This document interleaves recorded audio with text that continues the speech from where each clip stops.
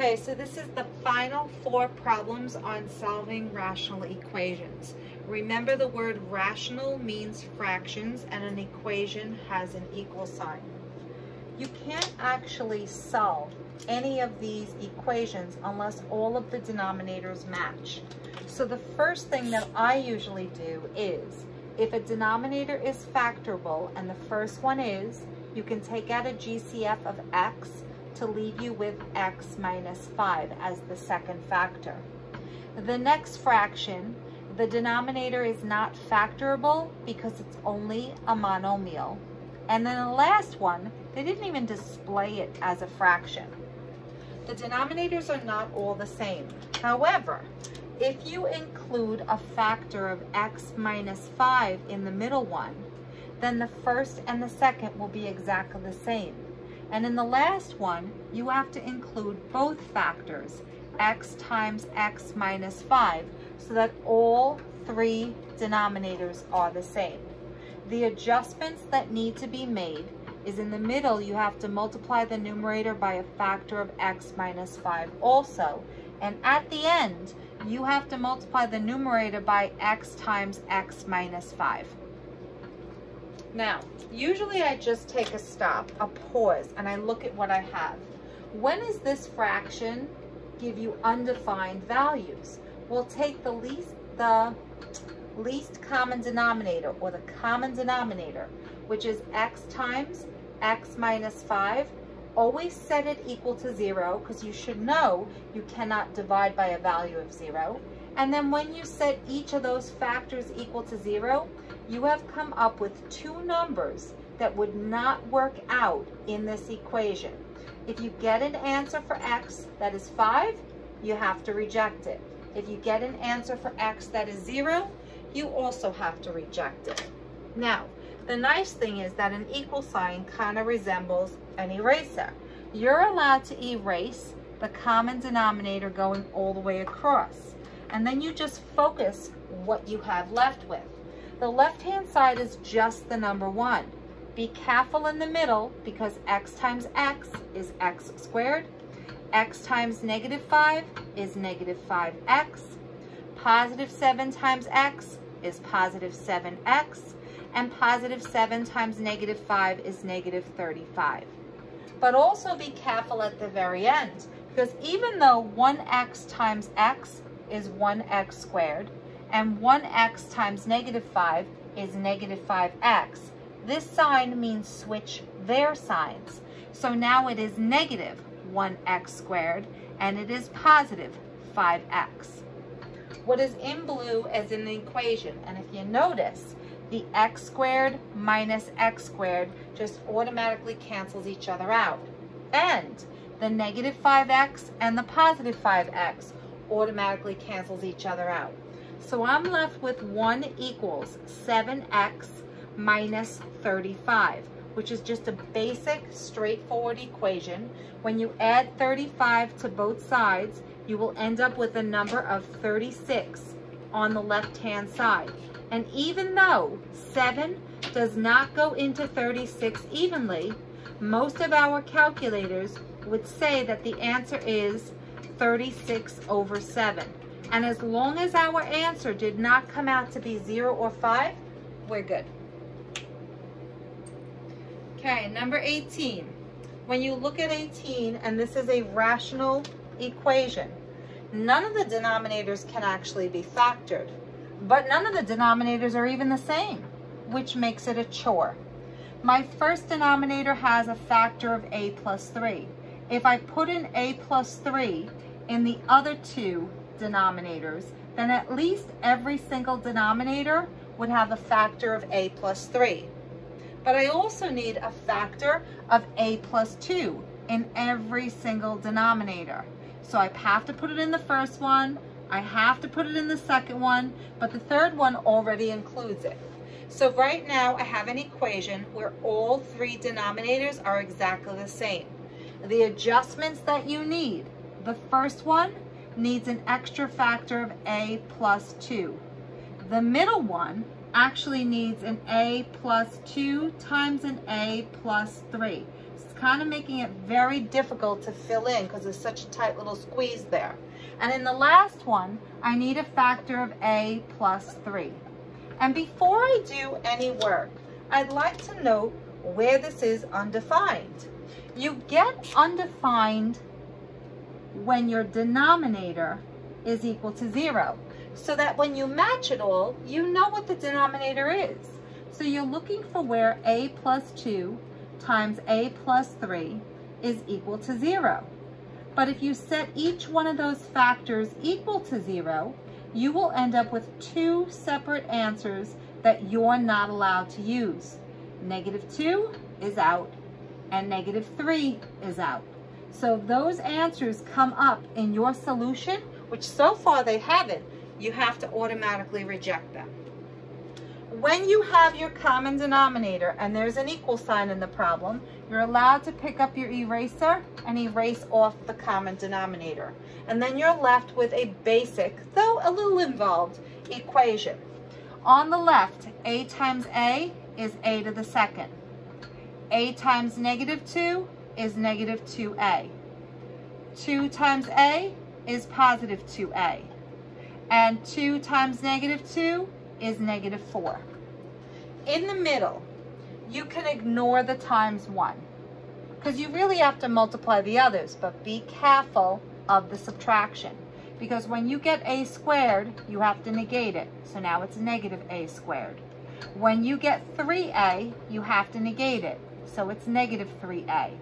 When you get 2a, you have to negate it, giving you -2a. And when you get positive 6, you have to negate it to get -6. Now, I'm kind of running out of room, but on the right side, when you distribute, it is 3a plus 9. You will look at that problem in blue, and you will notice that the a squared and the -a squared just cancel each other out. And the -2a and the positive 2a just cancel each other out. So what am I left with on the left-hand side? Combining like terms gives me -5a. Combining like terms gives me -10. On the right-hand side, it's just 3a plus 9. So my simple equation, I'm going to add 5a to both sides. That will end up giving me -10 is equal to 8a plus 9. When you subtract 9, you're going to get -19 equals 8a. And when you divide both sides by 8, it doesn't go in evenly, but that's okay. Your answer is -19 over 8. And it's fine because it didn't come out to be either one of those two values in purple. Okay, question number 19. You're looking at it and you should notice that this is a rational equation, but those denominators can be factored. The numerator p plus 5 stays as is, but the common denominator, not the common denominator, the greatest common factor is p. When you divide out a p from both terms, you're left with another factor of p plus 1. The second one, the denominator is the same, so the factorization is exactly the same as the first one. But my last one cannot be factored.